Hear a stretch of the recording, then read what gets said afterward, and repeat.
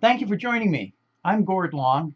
It's my pleasure to have with me this morning Charles Hugh Smith, well recognized writer on the web and the founder and publisher of the website, well followed website of2minds.com. Welcome back, Charles. Thank you, Gordon. Always a pleasure. And we can see you're not in your traditional site in California. You couldn't take those cold California winters. Is that what's going on here? Yeah, I'm a complete wimp. A complete wimp. Those temperatures in the 40s are just brutal. I need, And there's been a lot of rain, and so I escaped to Hawaii. I guess we need to tell our viewers that you're actually a Hawaiian native. You grew up there. That's your home turf. And so you're back at home. And I can tell by the garb you have on, you're a traditionalist. That's right. Uh, Going way back, as you and I were talking about before we started recording, all the way back to Elvis Presley and his love for Hawaii. I was going to swear I saw that shirt in blue Hawaii. But anyway, Charles, we're going to jump right in because, as usual, we have a lot to talk about. I wanted to, this week or this month, to really focus on commercial real estate and the problems that I think are in store for us as we go forward. I have up a chart here of three waves, and I really, and we'll get into why we think this is the third wave that's on the horizon, and we're seeing the kinds of cracks that are pretty indicative of something that's coming. But in New England, I saw with the dot-com bubble and the technology implosion. What happened here is all the factories that emptied out. We have 52,000 factories in the United States that moved out of the country, but up here in Northeast, it isn't all just those old apparel mills and textile mills that are empty. It's all the high-tech companies too that have been factories. So I saw this wave of factories as they outsourced, downsized, right-sized, etc. And then the second wave is when we had the financial crisis in 2008 and the housing collapse on it. What came out of it to me, what I noticed was office space was for sale or for lease or rent everywhere after, and all the office towers everywhere around it.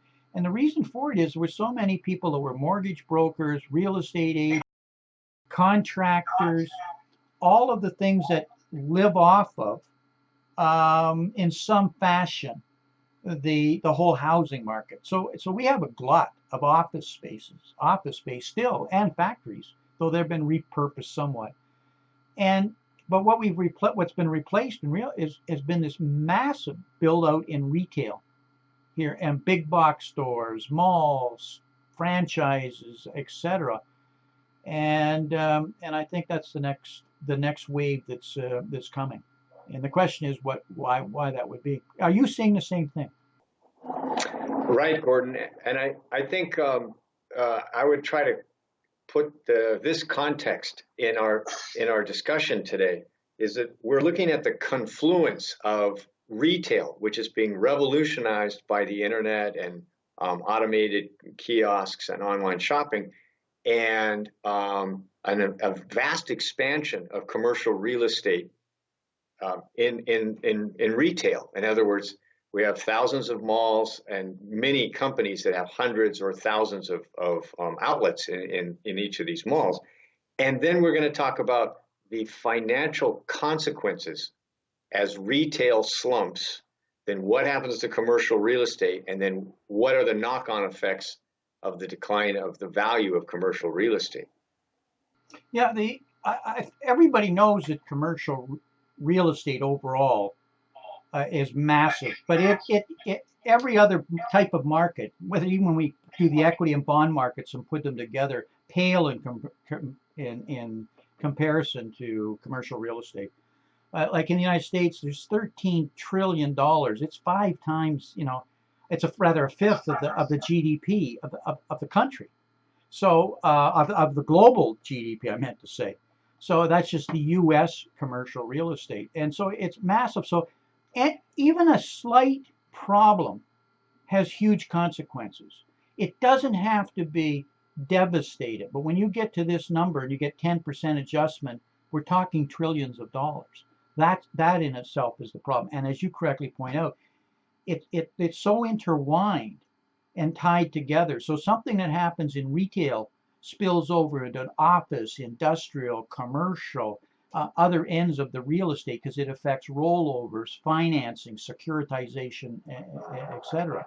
So it's the size of this market, and the fact too, Charles, that who's been invested in it and how they've invested, because the investments that have been made have all been through securitization products. I mean, the level of sophistication that we saw come out during the housing bubble was just credit default swaps and collateralized loan obligations and some various tiered structures there pales in comparison to the sophistication that's used in these large mega deals in real estate. And the owners of them are different too. What people need to understand is that the commercial real estate is primarily the biggest owners are insurance companies. They've never had a problem because they want something that's stable. Pension plans, good returns. They are into major procurement of commercial real estate in different formats, whether securitization or actually holding the title. The banks, but not the big banks. They certainly have a portfolio, but they're a little clever. I can remember a friend of mine in a smaller bank during the financial crisis. I was asking him what he was seeing, and he said it was transparent to him, business as usual, because they held the mortgages. They didn't sell them. That was their business. We have 8 to 12,000 small businesses, our small banks, credit unions that hold these endowments, trusts, etc., because they've been stable. So any instability, and you've got a real problem. And the instability starts to come up when I see that leading people are saying that only 400 of America's 1,200 malls are going to survive in America. The mall model is broken. Right. And so, as you said, we're looking at who owns a lot of the commercial real estate. And as you've pointed out in the past, these large institutional owners, pension funds and investment companies such as insurance that need a stable return, REITs, like real estate investment trusts and other models of ownership of commercial real estate have been highly attractive because they've had a fixed, relatively high rate of return. You know, you can still get 6-7% if you bought correctly, right? So it's that they've sort of jumped in with all 4 feet into commercial real estate as a place where they could earn a stable return in an environment where the returns were risky elsewhere. So there's a lot of institutional money at risk here that has assumed this market is rock solid and safe. And what we're saying is, as retail crumbles for two basic reasons: one, the consumer's tapped out, and number two, people are going online, then this is going to affect the risk and the safety and the yields on this enormous industry that pension funds and insurers rely on. And it's not easy to get out from under it. Try and sell. It's one thing to sell a house. Try and sell major big box stores. I see Sports Authority went broke here this last 4 or 5 months, and the stores are just big empty elephants sitting there, and they're still trying to close down all the Borders chains, and I go through all the chains that have been closing up. They can't sell them, and they're sitting there, and the values just keep going down, and they're locked in. But the driving force, Charles, is we're a 70% consumption economy in America. The closest to us is in the 50-55. Typically, it's 35%. Can you sustain 70% consumption? And we've had many discussions about a tapped out middle class. Trump won an election based on jobs, and so can we sustain 70%? Well, that's the first argument. And even if that falls off 60%, the magnitude of that problem impacting consumption retail is horrendous. Never mind the method it may choose. But the actual overstoring in America, we have 10 to 20 times the retail square footage as the closest comparison of any country in the world. The closest to us is the UK, and we're an order of magnitude larger than them in terms of total floor space that's outside or that's been built. and this bricks and mortars that are now facing the online. I was listening to an interview by the CEO of Macy's, and he was saying it's ridiculous. He's got this 7 times the amount of floor space as any other country in the world, and department stores. And it's not like he'd overstored. He was having to compete, and they're forced to get their volumes up and fight for market share. And then when it starts to crumble, they all get caught. And you said, who was the fool that got caught here? So you don't get out of this. And so even cheap money is not going to increase our consumption bigger than 70%. We're lucky if we could sustain it, ever mind it all going online.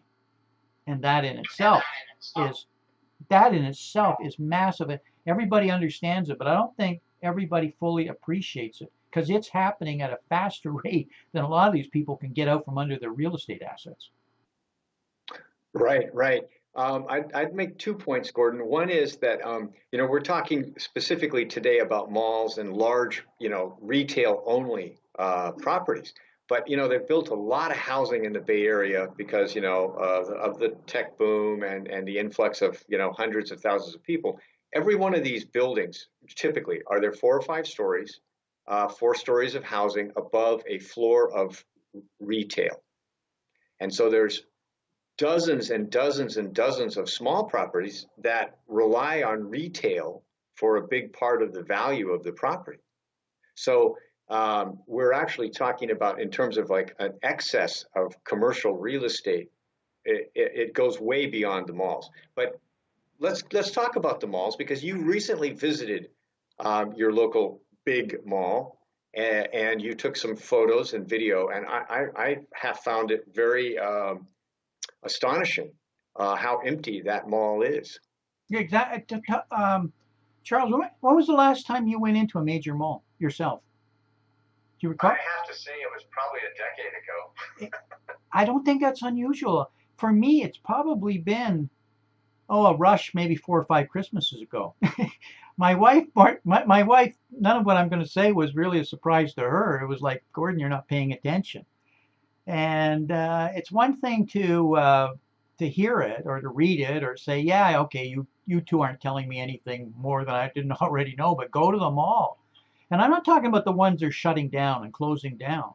This was a relatively mainstream mall that there's nothing in the plan to shut down. And I went over there and just to check it out for a couple reasons. And it was alarming. And as I go through these slides, this was a Saturday afternoon, Charles, in the middle of a New England winter when nobody's got anything else to do but go to the mall and go shopping. And that's typically what they did. And there was just nobody there as I walked through the mall, and I got the pictures here of just how bad it was. Now, if there was traffic, it's because they were closing. One of the anchor stores is Macy's, and they were closing down Macy's. So people were in there shopping for the 40 to 60%, 40 to 50% discounts. And I said to my wife, I says, I'm amazed there's huge more traffic in Macy's for these discounts. And she looked at me as though, oh, no, everybody's waiting for 70 and 80%. and that's when the crowd would come in. So the consumers getting accustomed to major discounts, and they're getting accustomed to places going out of business and how to shop for it.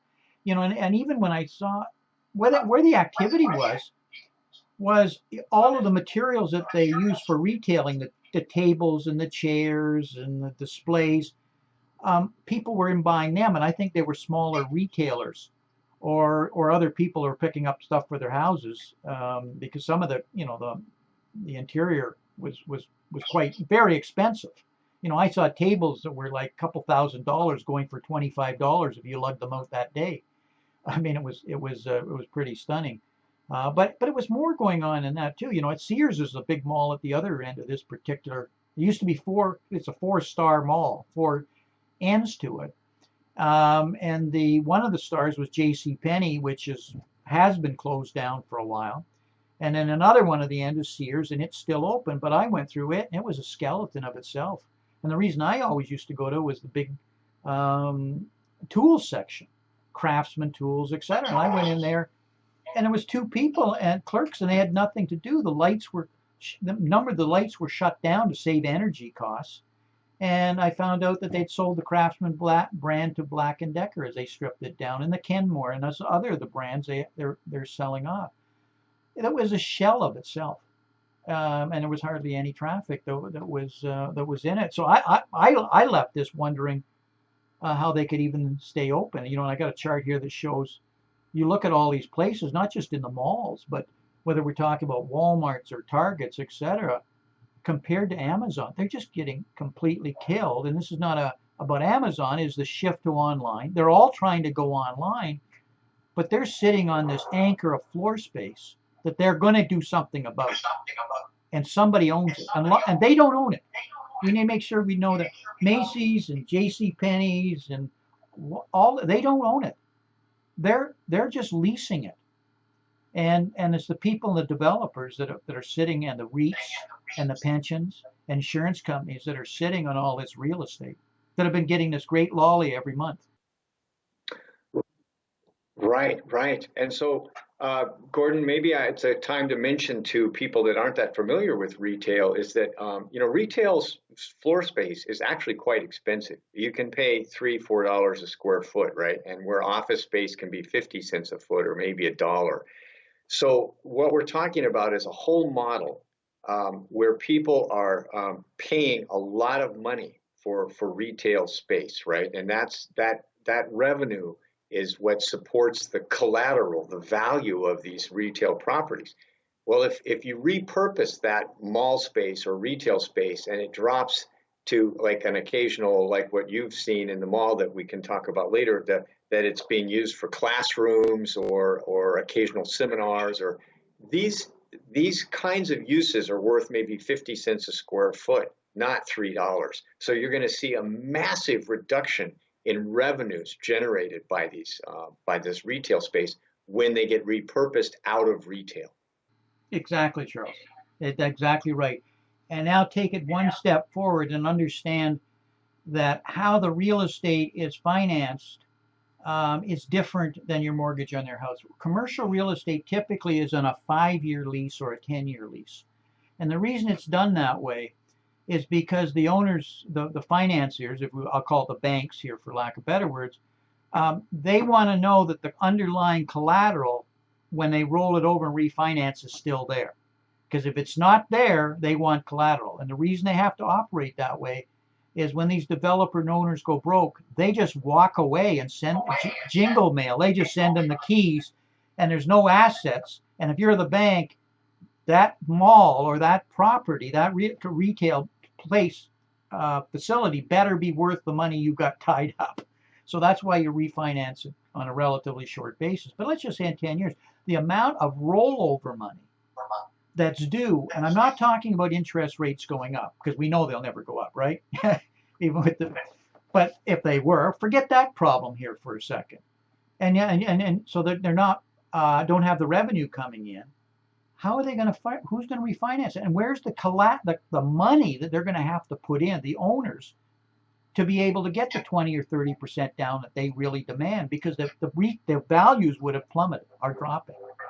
So when it starts, that wave accelerates extremely quickly, because they can't react very fast. And I think, by the way, this is scaring, if you can excuse me, the bejesus out of the Federal Reserve, because they know herein lies the future of insurance companies, pension plans, credit unions, etc. And they just can't allow this to happen.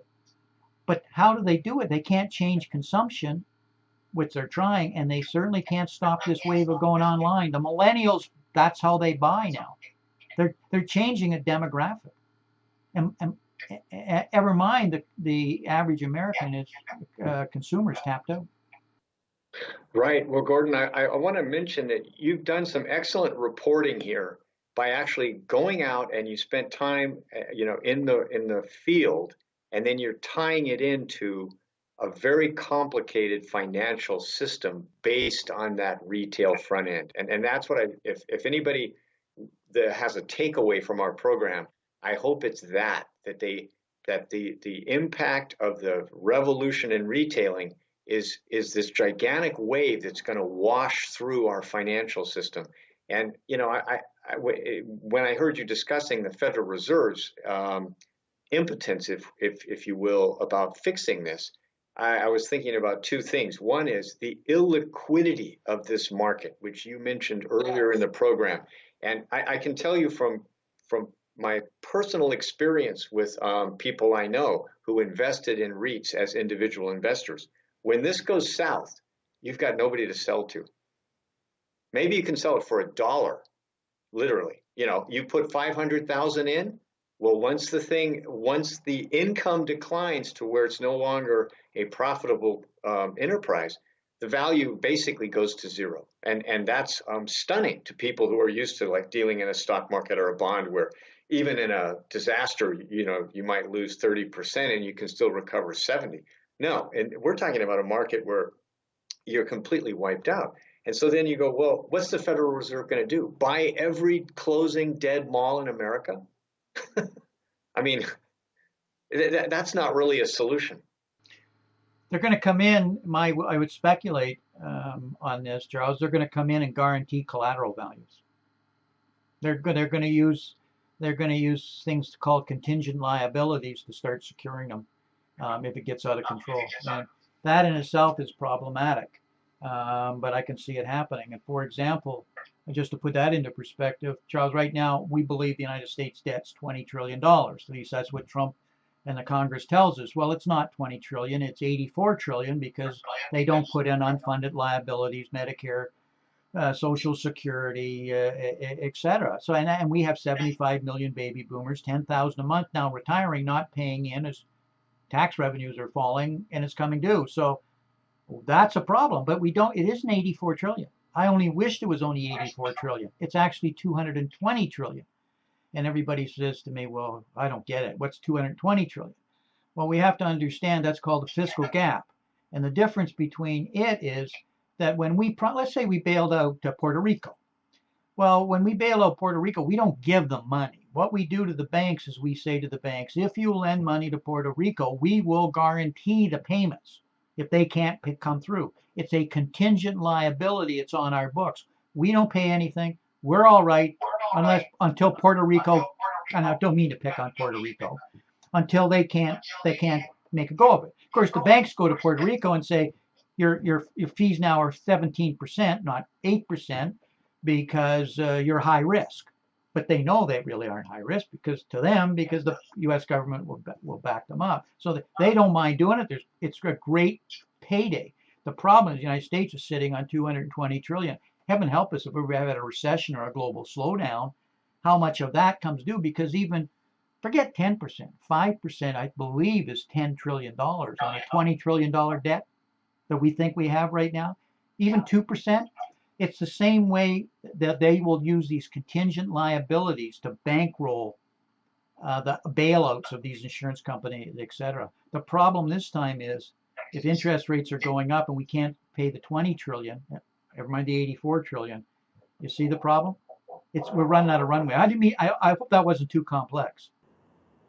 No, I think you're looking at it at a systemic level, and I would just add to that in a specific. Let's just take a specific thing. A mall that was once worth $100 million is now only worth $5 million. So. Oh no, I'll correct you. $100. One just went for Pennsylvania. 190 million went for $100. and why $100, Charles? And Wells Fargo, the bank that had the debt, bought it because it's the debt that's assumed, and they didn't want to write it down. So they became the owners and though they paid $100 for it.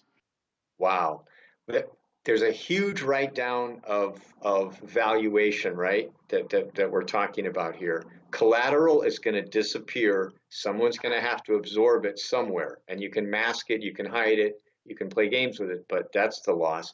Then there's the revenue stream that's lost. When people were paying $2 or $3 a square foot for these vast amounts of space, that generated enormous amounts of money. Now, if 50% of the space is earning nothing and the rest is earning 50 cents or 25 cents a square foot, your revenue streams collapsed as well. So a pension fund that bought that REIT or that a share of that property, and if to get 6 or 7% guaranteed return, now their return is zero. What's that going to do to all of their planning for the payments to their retirees and all that? Well, of course, that's been thrown onto the trash heap as well. So the knock-on effects of this collapse of retail and the commercial real estate that depends on retail, it just keeps going on and on. We can say, what happens to local government revenues when a mall that's on the tax records as being worth $100 million is sold for $100? They're not going to pay tax on $100 million property anymore. The property tax value is going to plummet as well. So anyways, the knock-on effects of this are numerous, and they're interconnected. So we've barely touched the surface on this. Just to make sure, and so our listeners don't think we may be exaggerating, I have a list of the closings that are going on right in front of our eyes here, and the numbers of stores that they recognize, and the number that they're closing down, and some of the chains that have already closed. And this is not all of it. This is just ones that are front and center. At least I recognized up in the Northeast, and I didn't even in this chart put in Macy's, Sears, Kmart, Radio Shack, Circuit City, Borders, or Sports Authority, and add them onto this bar graph, who are all over 100 stores each.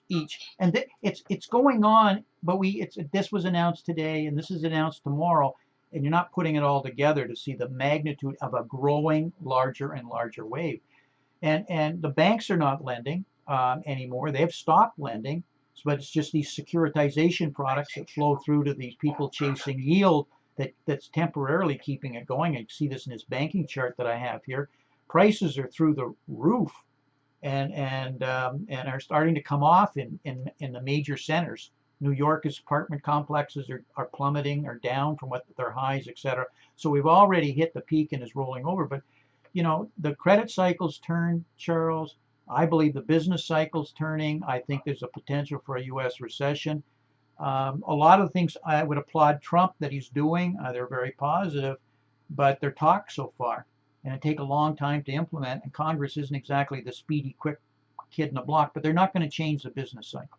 They're not going to change the credit cycle. They can delay it. They're not going to stop. They haven't outlawed the recession. And we're long overdue. And even that has huge ramifications. But there's all sorts of other things, issues in property tax, et cetera. And I've got a list of some of them here that are major problems and are worth a discussion in themselves. But I think as we wrap here, Charles, I think our listeners can get an overview of the magnitude of why this could be the third and largest wave. I think it's happening as we talk. I don't think it's tomorrow's news, and that's the problem. It'll happen in a stealth fashion until it collapses, and then, as you said earlier, you can't get out. And if you're sitting and there's just no way to fix it. And again, the Federal Reserve is fully cognizant of this. Right. And so, Gordon, my last comment would be, you have a great chart here, commercial property price index, that shows that commercial real estate is now valued 26% above what it was at the last peak before the 2008 financial crisis. So we're extremely overvalued on top of all the other issues we've described. So if you wanted to set up a perfect storm for a financial crisis, I think we've described the perfect storm has been prepared. And there's not a lot that the Federal Reserve can do to really fix the underlying problem, which is the decline of the retail model that's supporting this huge financial industry of commercial real estate. Charles, something we didn't touch on, and on that theme, is we're a global economy, and the amount of money that flows into America as a destination spot for financing in real estate, this chart shows orders of magnitude larger. The money comes here. So, and all it has, like we talked about, being rolled over every 5 or 10 or 7 years, that period. What happens if there's global problems and that money stops flowing for the rollovers? So it doesn't even have to be a U.S. problem that we talked about, and we think it is because of what's happening with the consumer.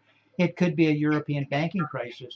It could be a Chinese credit problem, etc. It could be a Japanese problem. By the way, as we go through each one of these are shows unto themselves of some of the problems.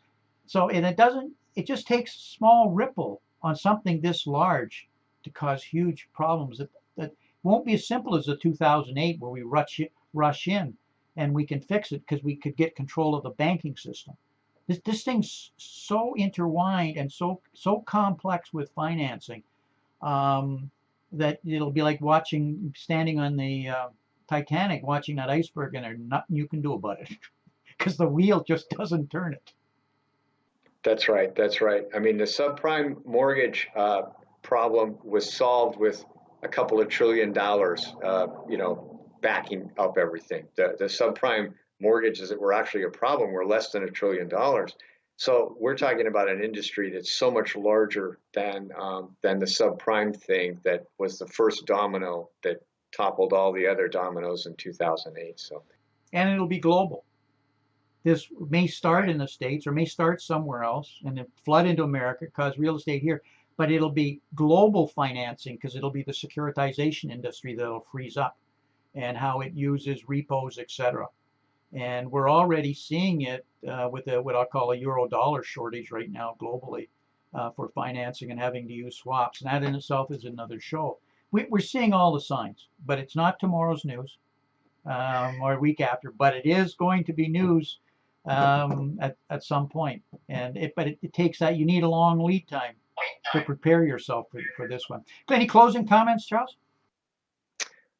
no, Gordon, I just really, I would just ask your listeners to look at the other material you're presenting about the mall itself and to connect the dots in their own hometown or their own local mall, connect the dots to this larger picture that we're describing.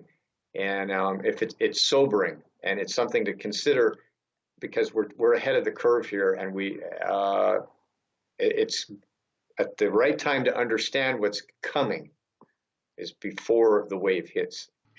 There's opportunities here, Charles.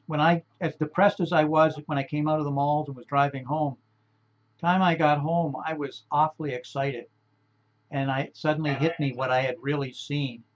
And I had seen a massive opportunity that I hadn't seen before. So, we haven't talked about it here, but it was clear. But you had to stand there in that stark darkness, if you would, of those malls, and suddenly realize where the money was going to be made and where the opportunities were. And in every crisis, there's an opportunity. That's for sure. Talk to you again next month. Yes, absolutely. Thank you very much, Gordon. Enjoy the sunshine. I'm going to enjoy the skiing and the cold. Talk to you. Okay. Bye-bye.